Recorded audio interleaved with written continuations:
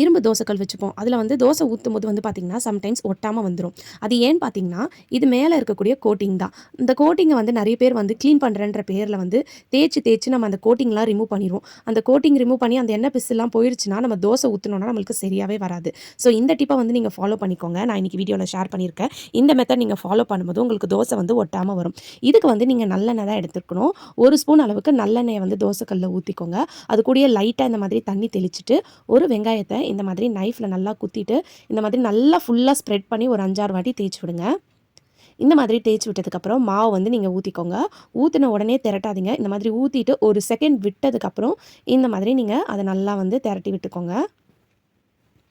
So இந்த மாதிரி பண்ணதுக்கப்புறம், நம்ம உடனே வந்து எண்ணெய் ஊத்திருவோம். அந்த மாதிரி ஊத்தக்கூடாது. இந்த மாதிரி ஒரு மூடி இருந்துச்சுன்னா, அத வச்சு மூடி வச்சுருங்க. ஒரு 2 செகண்ட் வந்து அது நல்லா ஆவியிலேயே வந்து வேகட்டும். வெந்ததுக்கப்புறம் 2 செகண்டுக்கு அப்புறம், இந்த ஸ்டேஜ்ல வந்து நீங்க லைட்டா எண்ணெய் ஊத்திக்கலாம். நீங்க எண்ணெய் ஊத்தாம தோசை சாப்பிடணும்னு நெனச்சீங்கன்னா, நீங்க எண்ணெய் ஊத்தாம கூட இந்த மெத்தட்ல வந்து நீங்க பண்ணி தோசைய வந்து எடுத்துக்கலாம். இப்ப எண்ணெய ஊத்துனதுக்கப்புறம் நம்ம அந்த மூடி போட்டு வேக விட்டுறலாம். திருப்பி ஒரு 2 செகண்டுக்கு அப்புறம் பார்த்தீங்கன்னா, நீங்க எடுக்க வேண்டாம்.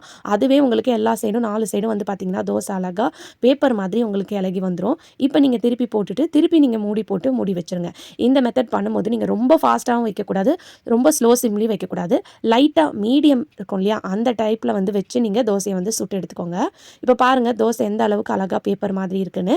கண்டிப்பா ட்ரை பண்ணி பாருங்க. அதே மாதிரி தோசை சுட்டு முடிச்சதுக்கப்புறம், கொஞ்சமா வந்து எண்ணெய் ஊத்திட்டு இந்த மாதிரி ஃபுல்லா ஸ்ப்ரெட் பண்ணி தடவி வைங்க.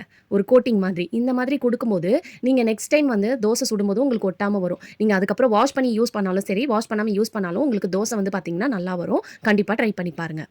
அடுத்த டிப்